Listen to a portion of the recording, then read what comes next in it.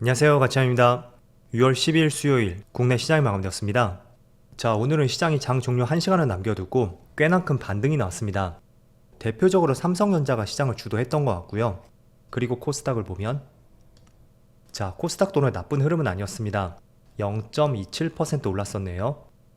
그리고 코스피 상위 종목들을 보면 오늘은 반도체 관련주의 흐름이 괜찮았었고 또 금융주도 흐름이 괜찮았던 것 같습니다. 그리고 그 외에는 큰 변동은 없었던 것 같고요. 또 코스닥은 2차전지 관련주들 에코프로 그룹주하고 또 엔캠까지 이쪽 업종을 제외하면 나름대로 흐름은 오늘 괜찮았던 것 같습니다.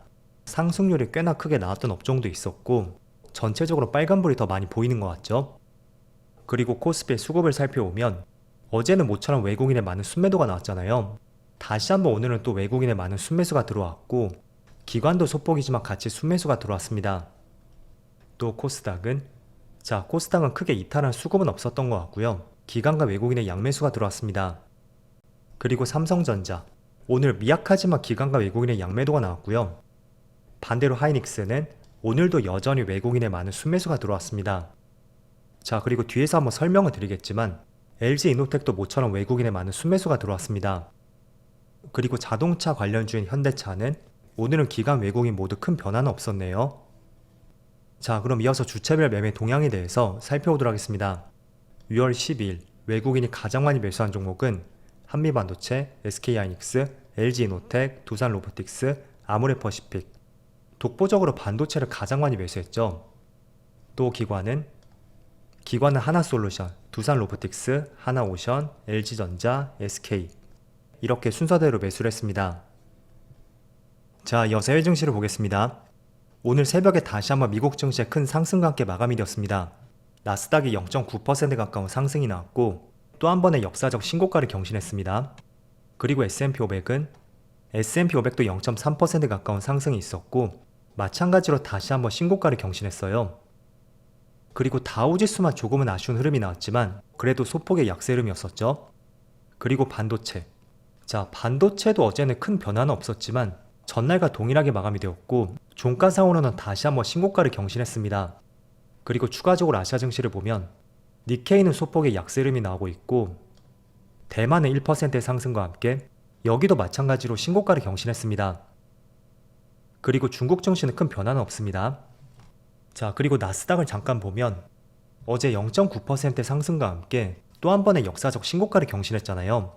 물론 시장을 이끌었던 것은 그동안에 굉장히 움직임이 더뎠었던 애플의 6% 이상의 급등과 함께 역사적 신고가를 경신했고 그게 나스닥 지수를 크게 이끌었었던 하나의 이유라고 할 수가 있습니다. 자, 그런데 제가 주목하는 부분은 지금부터는 두 가지를 말씀드려볼게요. 먼저 나스닥 지수. 자, 나스닥 지수를 제가 주봉상으로 보겠습니다. 지금 나스닥 지수가 17,300포인트를 가리키고 있고 지속적으로 신고가를 경신하고 있잖아요. 자, 그런데 지금의 위치를 보면 과거의 신고가였었던 16,100포인트 이제 막 직전 고점을 돌파했고 그 고점 대비 거의 5, 6% 정도? 그 정도밖에 올라오지 않았습니다. 그런데 기본적으로 미국 증시, 특히 나스닥이나 S&P500 지수를 보면 역사적인 신고가를 경신했을 때는 단지 5%, 10%, 그 정도 오르고 시세가 끝난 적은 거의 없다고 봐도 좋을 것 같습니다. 자, 조금 더 과거로 가볼게요. 나스닥 지수를 크게 늘려서 보면 항상 직전 고점을 돌파할 때 2000년 당시 닷컴 버블이 있었죠. 그 고점을 본격적으로 돌파했던 이 시점을 보면 그 추세가 몇 년 동안 계속 이어진 것을 알 수가 있습니다. 그리고 2018년 고점도 마찬가지죠. 이때도 확실하게 돌파하고 나서 저점 대비 고점까지 지수 자체가 거의 18% 이상 급등을 했습니다. 자, 그래서 미국 증시는 세계 시가총액이 있어서 60% 이상을 담당하고 있는 시장 중에 하나거든요. 그래서 그만큼 많은 사람들이 관심을 갖고 있고 또 많은 수급도 들어올 수 있는 대표적인 시장이라고 할 수가 있습니다. 그래서 지금 역사적 신고가를 경신했고 이 신고가를 돌파할 때 어떤 업종이 상승을 이끌었는지 거기에 한번 포커스를 맞춰보시면 좋을 것 같습니다. 그래서 적어도 저는 올해 연말까지는 미국 시장은 계속 좋을 거라고 생각이 돼요. 하지만 미국 시장이 좋다고 해서 국내 시장도 좋을 것이다. 결코 그렇게는 볼 수가 없겠죠. 하지만 공통적으로 볼 수 있는 것은 결국에는 미국 시장을 이끌었던 것, 분명히 대표 업종이 있을 겁니다. 그 업종이 국내에도 있다면 나스닥 흐름과 마찬가지로 비슷한 추세가 나올 가능성이 있으니까 어떤 업종이 이 신고가를 돌파하는데 크게 기여를 했을까, 여기에 많은 포커스를 맞춰보시면 좋을 것 같습니다. 그래서 대표적인 것은 일단은 작년 하반기부터 올해 상반기까지 이 구간이죠. 직전 고점까지 지수를 올렸던 것은 첫 번째로 AI였습니다. 그리고 그게 지금도 계속 이어지고 있고요. 또 지금 새롭게 제가 주목하는 것은 어제 애플이 오랜만에 크게 급등이 나왔어요. 그 내용을 조금 뒤에서 말씀드려볼게요. 그래서 그동안 많이 눌렸었고 굉장히 오랜 기간 쉬었었던 애플의 주가 상승이 본격적으로 나온다면 나스닥 지수는 추가적인 상승을 더 기대를 해볼 수가 있습니다. 자, 그럼 우리가 주목을 해볼 수 있는 것은 왜 애플이 어제 강한 상승이 나왔고 역사적인 신고가를 경신했는지 여기에 한번 주목을 해보시면 좋을 것 같아요. 일단 가장 핵심이 되었던 것은 바로 애플은 최근에 아이폰의 실적 부진도 있었고 또 많은 빅테크 기업들에 비해서 AI 쪽이 뒤처지고 있다는 평가가 많았습니다. 그래서 그 두 가지 재료가 있었기 때문에 많은 사람들이 애플을 버리고 엔비디아라든지 마이크로소프트 이쪽으로 서학개미들이 많이 갈아탔다고 생각이 돼요.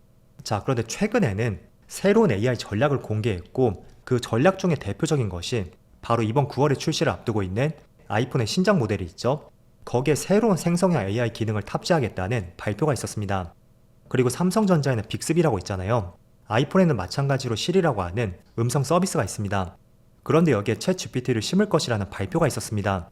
그래서 아이폰의 교체 수요를 자극시킬 수가 있고 또 조금 더 포커스를 맞춰본다면 갤럭시 AI 폰 같은 경우에는 S24뿐만 아니라 23 그리고 22까지 AI 업데이트 기능을 지원을 했었거든요.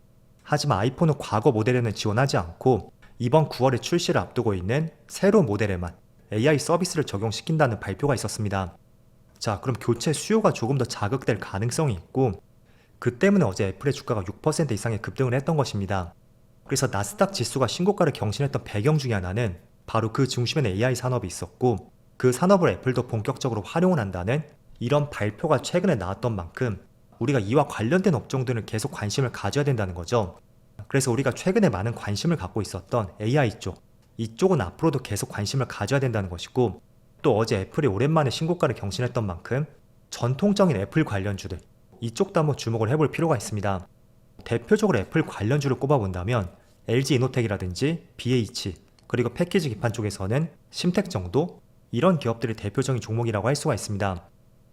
자, 그리고 애플 관련주 중에서 가장 주목을 해볼 수 있는 것은 저는 LG이노텍이라고 생각이 됩니다. 일단 LG이노텍의 작년 매출 비중에 있어서 79.6%가 바로 애플에서 나오는 매출이었습니다. 그래서 애플의 실적이 증가한다는 것은 LG이노텍의 실적도 증가할 수가 있고 또 그로 인해 애플의 주가의 상승이 나온다면 이 종목도 주가의 상승을 기대를 해볼 수가 있겠죠. 그리고 최근까지 주가의 흐름이 굉장히 좋지 못했거든요. 그 이유는 굉장히 단순합니다. 애플의 실적이 좋지 못했잖아요. 그런데 애플 매출 비중에 있어서 거의 80%를 차지했던 만큼 당연히 LG이노텍도 주가가 좋지 못할 수밖에 없었거든요. 자, 그래서 LG이노텍의 주가 흐름을 보면 지금 12% 급등이 나오고 있지만 위에 꼬리를 많이 달고 있죠. 저는 단기간에 급등이 나왔던 만큼 오늘은 충분히 차익 매물이 나오고 있다고 생각이 됐고 지금부터 주목을 해볼 수 있는 것은 애플도 챗GPT를 활용해서 AI 쪽에 대한 출사표를 던진 만큼 올해 9월쯤에 아이폰의 신작폰이 나오죠. 그 기대감으로 주가의 상승이 조금 더 나올 수 있는지 그런 부분을 주목을 해보시면서 이 종목도 연결지어 보시면 좋을 것 같습니다. 자, 그리고 11월에 미국은 대선이 있어요. 그래서 일반적으로 대선 전에는 미국 증시의 흐름도 대체적으로 굉장히 좋았습니다. 그래서 그런 점도 생각해 본다면 지금은 금리나 기대감도 있고 또 미국 대선도 있는 만큼 최소한 올해만큼은 기술주에 좋은 흐름이 나오지 않을까 그렇게 말씀을 드려보겠습니다. 자, 그리고 오늘 밤에는 미국의 CPI 지수 발표가 있고 또 내일 새벽에는 미국의 FMCA가 있습니다. 그리고 아울러서 국내 증시에는 또 내일이 선물 옵션 만기일이에요. 그래서 내일 시장은 어떤 큰 변동성이 생길 수도 있는 만큼 그 점을 먼저 선제적으로 체크해 보시고요. 내일 시장을 맞이해 보자고 말씀을 드리겠습니다. 자, 그럼 오늘도 정말 수고 많으셨고요. 저는 내일 영상에서 다시 찾아뵙도록 하겠습니다. 모두 즐거운 저녁 되세요. 감사합니다.